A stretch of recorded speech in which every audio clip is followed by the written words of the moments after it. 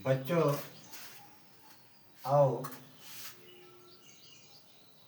हम ज्ञानदीप प्लस को पढ़ें। ज्ञानदीप प्लस में आप लोगों का बहुत बहुत स्वागत है और आगे बढ़ें। बच्चों देखो, सवाना प्रदेश या प्राकृतिक प्रदेश में लोगों का जनजीवन कैसे रहता है, कैसे वो लोग हैं। अब सबसे पहले हमको यह जानना है कि सवाना प्रदेश है कहाँ। तो जिसको प्राकृतिक प्रदेश कहते हैं,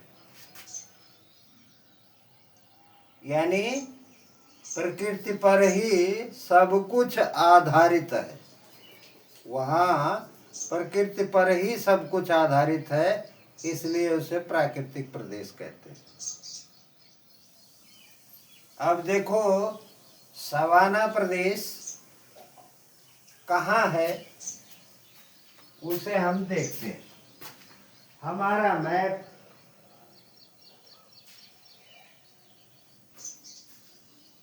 हमारी पृथ्वी का ग्लोब हम बनाते हैं। देखो,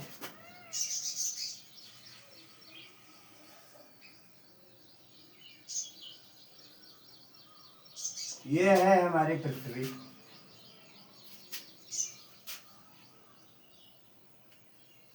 और यह पृथ्वी जो है,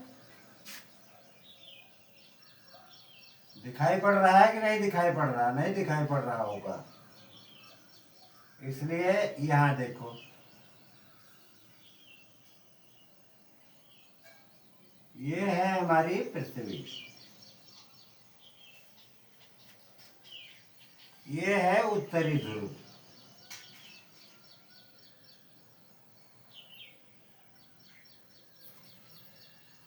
और ये है दक्षिणी ध्रुव।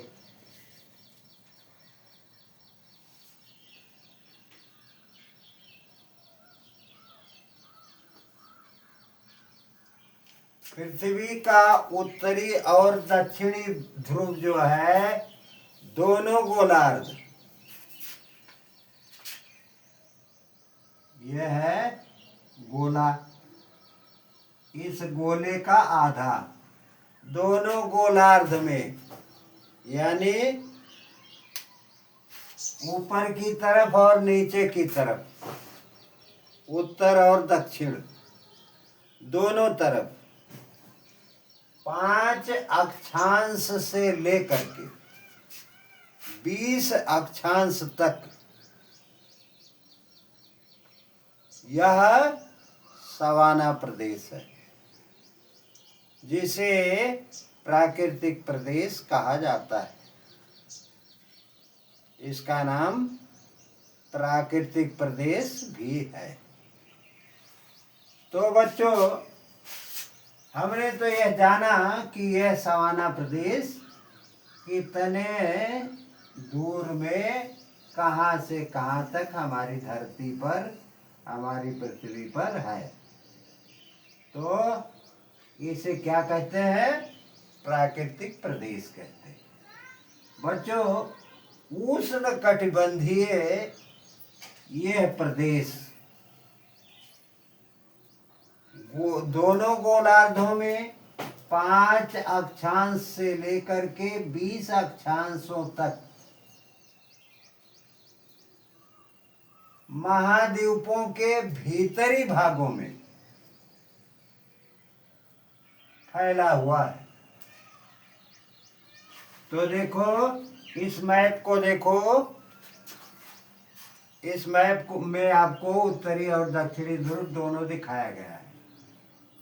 तो हम इसे जानते हैं कि ऊपर और नीचे, यानी उत्तर और दक्षिण दोनों भागों में यह महाद्वीपों के भीतरी भागों में फैला हुआ है। अब हम जानते हैं कि वहाँ पर कौन कौन से देश हैं। देश में देखिए, दक्षिणी अमेरिका में ब्राजील का पठार,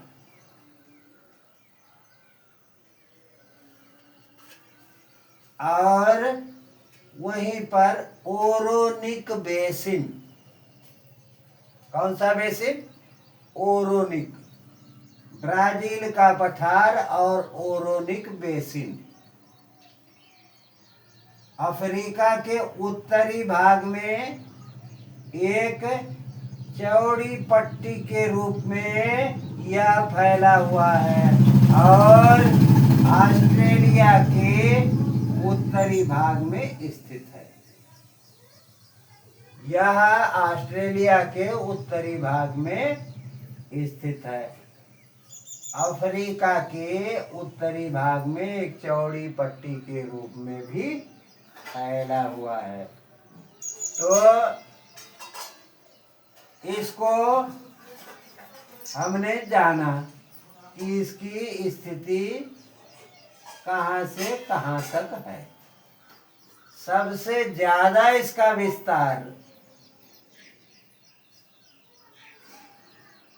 अफ्रीका महाद्वीप के सूडान में है।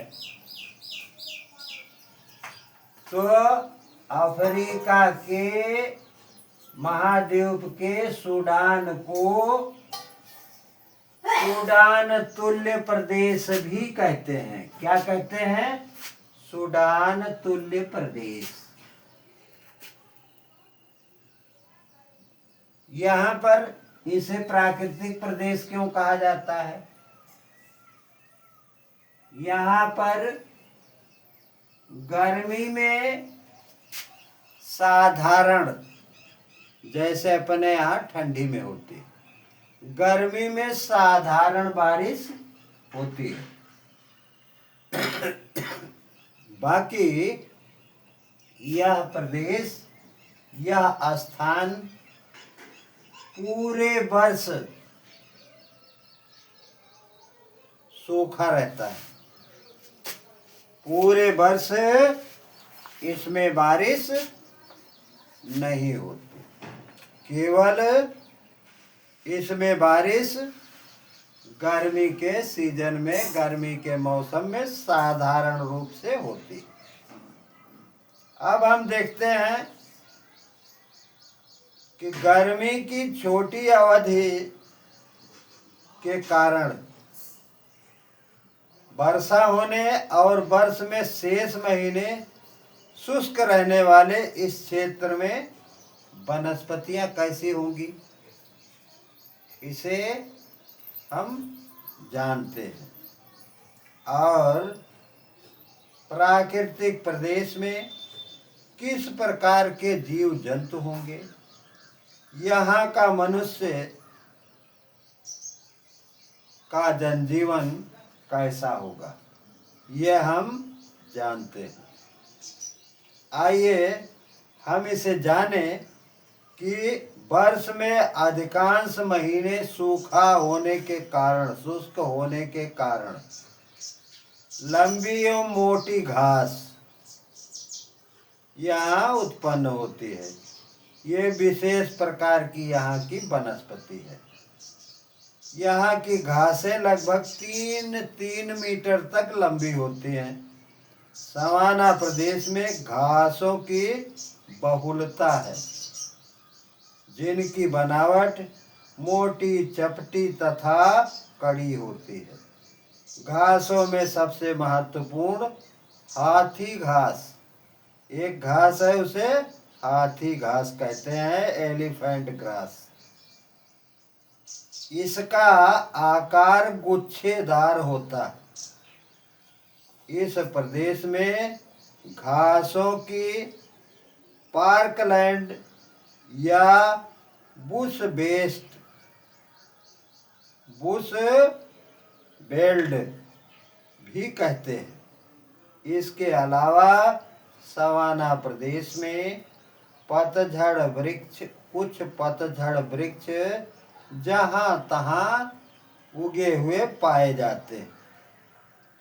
इनकी ऊंचाई बहुत ही कम होती। इस भूमि में इस घास को चरने वाले जंतुओं की सबसे अधिक किस्में पाई जाती, जैसे यहाँ जेब्रा, जिराफ, भेड़ा, हाथियाँ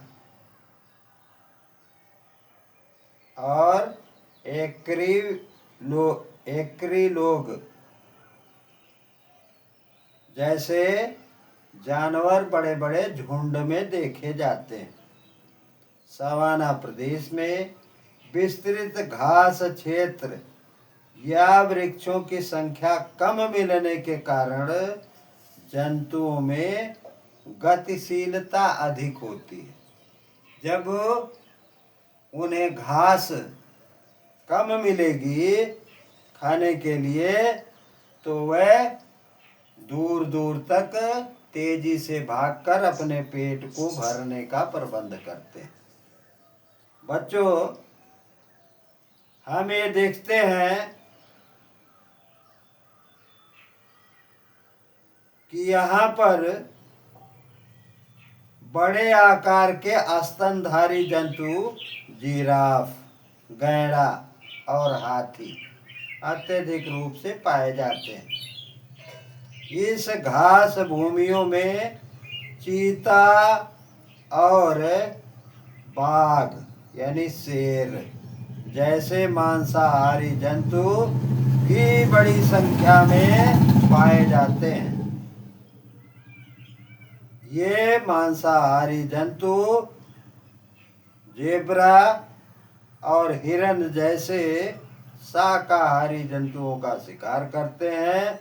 पहले इन जानवरों का खूब शिकार किया जाता था, इसलिए इन घास भूमियों को शिकार भूमि भी कही जाती थी। इसके अलावा शुतुरमुर्ग, गेम बर्ड, गैजेल्स और न उड़ने वाला पक्षी भी पाया जाता है, जिसे एनू कहा जाता है। इन वन्य जीवनों के संरक्षण के लिए राष्ट्रीय उद्यानों तथा अभयारण्यों की स्थापना की गई है।